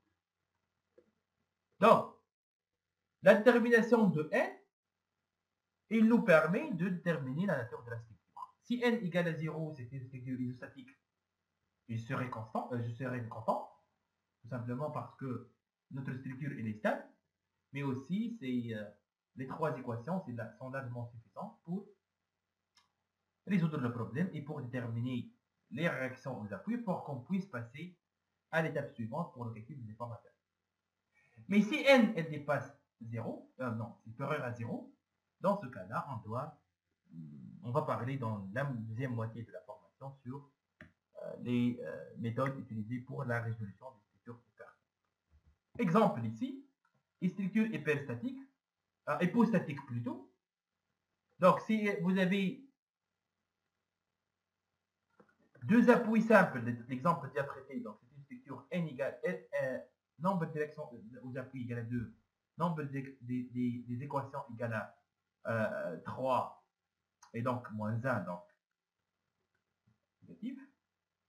Donc, stable. Si je vais appliquer une force, par exemple, comme ça, je vais déplacer la poutre. Le deuxième poutre, c'est articulé d'un côté, libre de l'autre côté. Puisque la rotation ici, elle est autorisée, si j'applique une force, elle va se déplacer vers le haut. Et donc, n égale à 2, n égale à moins 1, parce que le nombre de directions aux appuis égale à 2 uniquement. Et le nombre de équations égale à 3. Les structures isostatiques, vous avez une poutre avec un appui simple avec une rotule, ou bien vous avez une poutre encastrée d'un côté et libre de l'autre côté. Regardez, cette fois-ci, elle est stable. Allez, quand tous les mouvements sont bloqués, même la rotation. Et regardez l'exemple des Balkans, les poutres en console. Même si j'applique une force là, elle va rester stable, la poutre, comme ça. Les structures hyperstatiques, le n supérieur ou égal à 1. مثلا عندك une poutre encastrée avec un appui simple. Vous avez ici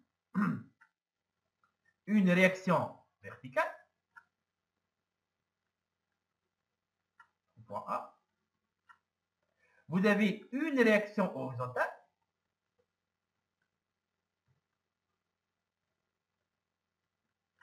Et vous avez un moment d'encastrement.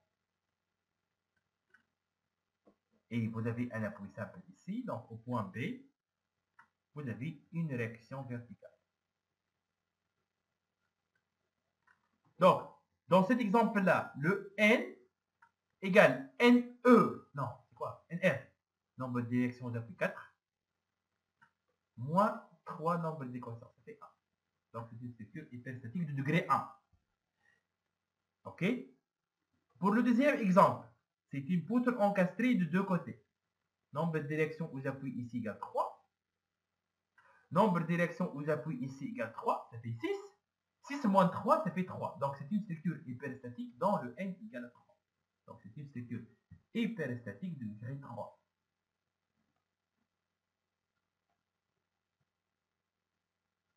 Voici le schéma de cette poutre-là. Isostatique, rotule et appui. Deux réactions aux appuis à gauche, une réaction aux appuis à droite. Par contre, pour cette poutre-là, rotule et deux appuis simples. Ici, vous avez deux réactions aux appuis. Ici, vous avez une réaction aux appuis. Ici, vous avez une réaction aux appuis, ça fait 4. Donc, c'est une structure hyperstatique de degré 1. Et cet exemple-là a été traité ici.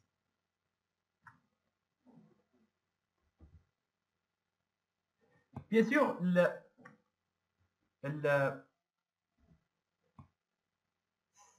je vous ai dit que je vais parler des différentes méthodes pour déterminer le degré d'hyperstaticité. Ici, la première méthode. Et cette méthode-là est utilisée uniquement pour les poutres. Donc, c'est simple. Il faut compter le nombre des réactions d'appui. Il faut compter, toujours le nombre des équations égale 3. Donc, il suffit de terminer le nombre de réactions d'appui. Moins 3, vous allez avoir le degré d'hyperstatique. C'est égal à 0, donc c'est une structure isostatique. C'est égal à 1, hyperstatique du degré 1, égal à 2, structure hyperstatique du degré 2, 3, structure hyperstatique du degré 3, ainsi de suite. Mais normalement, vous n'avez pas rencontré des structures dans le n est inférieur à 1, juste un exemple à présenter pour vous montrer qu'il y a des structures. Si on va mal choisir les appuis, on va avoir des structures qui n'ont pas stable. Ici, elles n'ont pas stable, même les règles, les principes fondamentaux de la statique et ces équations-là ne sont pas appliquées. Bien sûr, l'exploitation et l'application de ces équations-là pour la résolution de problèmes fait l'objet de la prochaine séance. Mais cette méthode-là à utiliser uniquement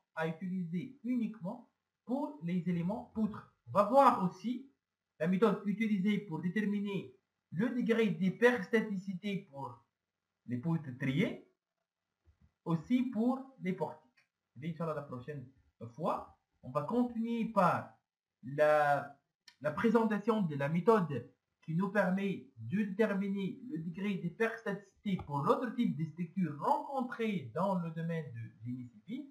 Et si je termine avec cette partie-là, je vais commencer directement la méthode de parler sur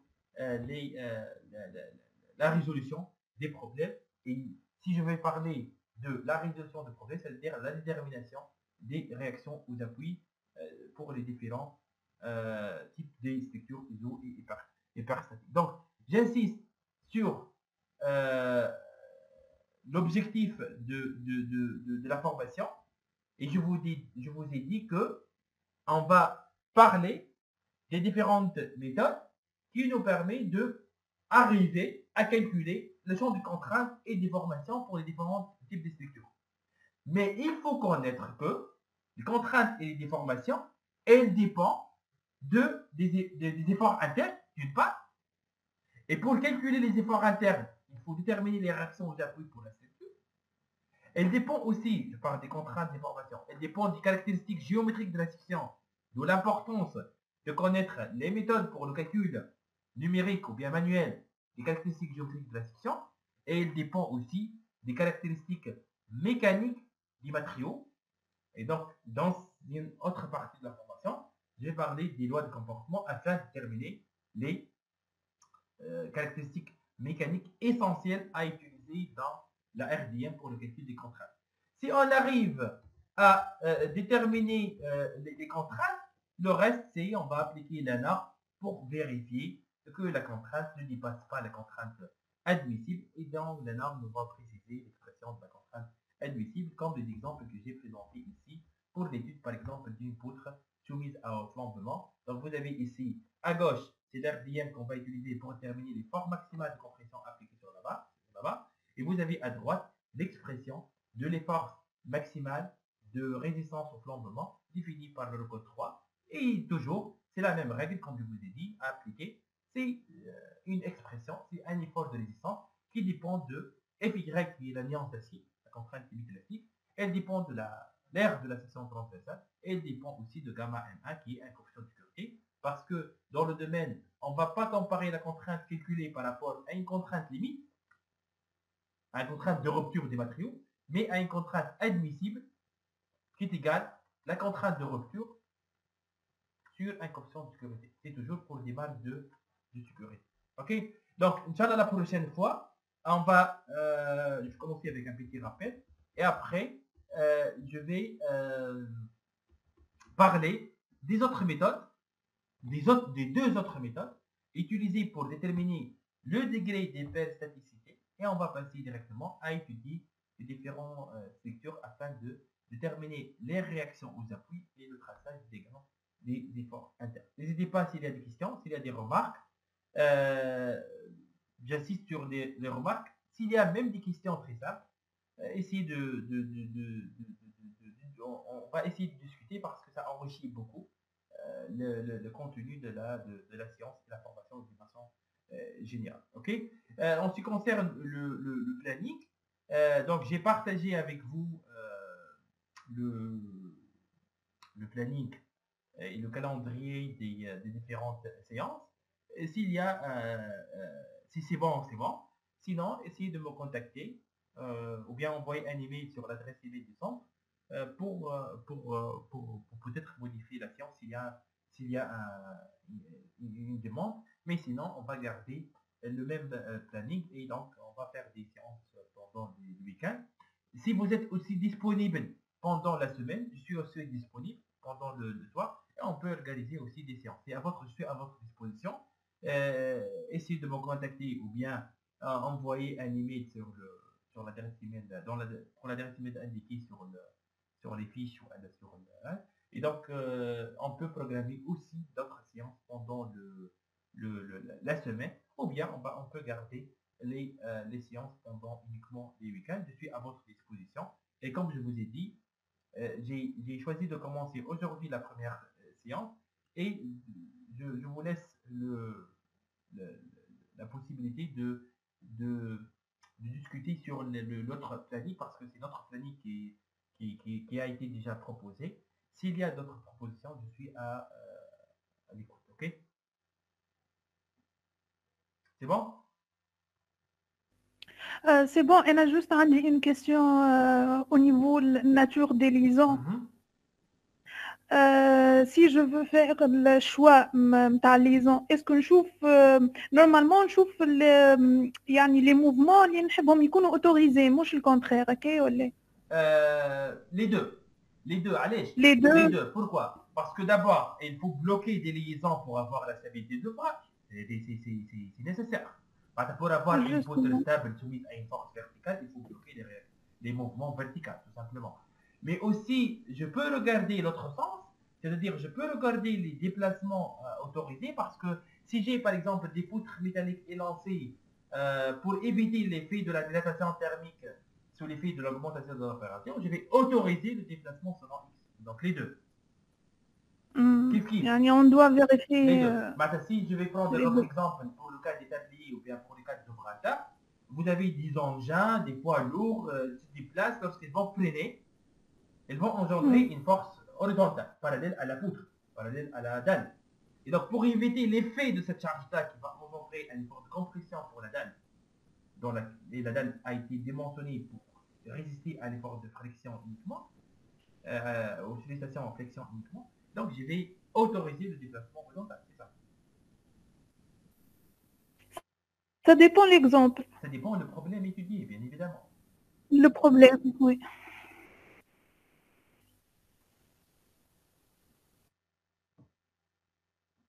Est-ce qu'il y a d'autres questions? Ishraq, est-ce que vous avez des questions?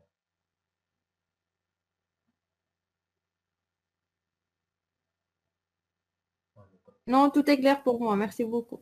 Merci pour la qualité de ce cours. Anselm, c'est bon? Oui, c'est bon pour moi. Merci. Ok. Avec plaisir. Donc, pour Kif Mahran, j'espère que c'est bon. Mohamed Ashraf, je vais vous envoyer après quelques... Bon, je pense juste qu'il y a besoin d'enregistrer la vidéo.